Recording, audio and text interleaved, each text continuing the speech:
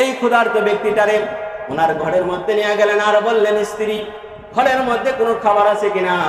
স্ত্রী কয়, স্বামী আমার, ঘরের মধ্যে যেই খাবারটুকু আছে শুধু এই সন্তানদের খাবার আছে, এছাড়া আর কোনো খাবার নাই।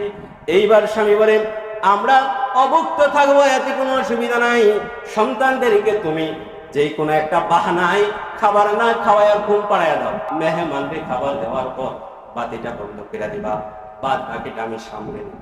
এইবার মেহমান খাবার খায়, বাতি বন্ধ করছে এই জন্যে, কারণ তারা যে খাবার খাচ্ছে না এটা যেন মেহমান না দেখে, বুঝতে না পারে। কারণ মেহমান যদি বুঝতে পারে, মেহমান খাবার অর্ধেক খাইতে পারে, তাকে অর্ধেক দিতে পারে। এই অবস্থায় মেহমানের পরিপূর্ণভাবে তৃপ্তি করে খাবার নাও খাইতে পারে, তার পেট নাও ভরতে পারে। এই জন্য উনি কায়দা করে, চালাকি করে এই কাজটুকু করে মেহমানদের খাবার খাওয়াইলেন।